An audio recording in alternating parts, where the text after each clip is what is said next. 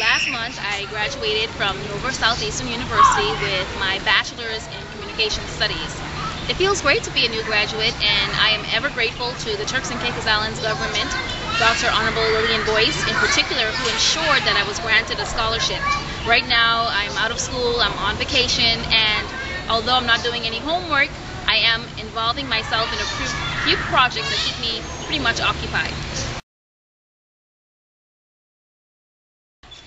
Well, anyone who is a good friend of mine is aware of the influence that talk show mogul Oprah Winfrey had on my life.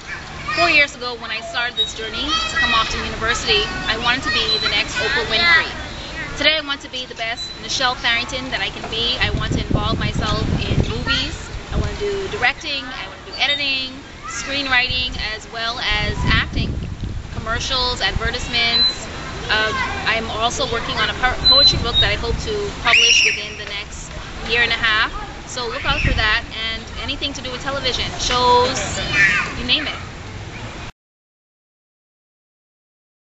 Well, when I first applied for my internship with NBC6 in Miramar, Florida, I was very doubtful that I would obtain the position. But less than a week after my interview, I received a phone call stating that I had been selected to work at the assignment desk of NBC6. I'm ever grateful for the opportunity. Each and every day I'm learning new things. I'm working along with some of the most sought after names in the top 20 market, and not many people can boast that.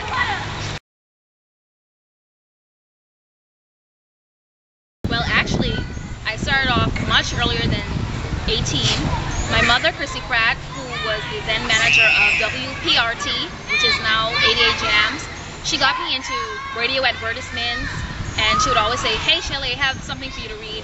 Read this advertisement for the Flower Girl for me." So once I started going on the mic, I became very passionate about it, and that's how I got started in this industry. When I graduated high school, I did some work with WIV under the management of Peter Stubbs, and Peter taught me that to be successful in this industry, that you have to be a one-man band. You have to be able to shoot, write, as well as speak. So I'm very grateful for those opportunities, and I couldn't see myself doing anything else.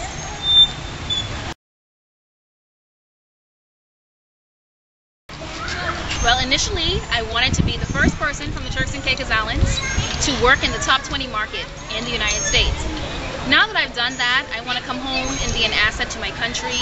I want to transform the media world as we know it. I want to be a young, successful CEO. You know what? I would encourage those students to persevere amid all toils. I know that many people start this journey and few finish, and sometimes it isn't because they aren't dedicated. I've seen some of our country's most dedicated students fall behind, and it wasn't because they decided to give up on school, but it is because the present economical decline in our country has caused them to become so overwhelmed with so many other things, not knowing when their expenses would be paid. Not saying that this is a fault of the government. It's something that obviously cannot be helped. We are in an economical decline, but you know what? I encourage those students to persevere. Just do the best you can do, and also I would leave this bit of advice. I've known a lot of students to go out and party every weekend. Just make sure that you put your studies first, and you'll be fine.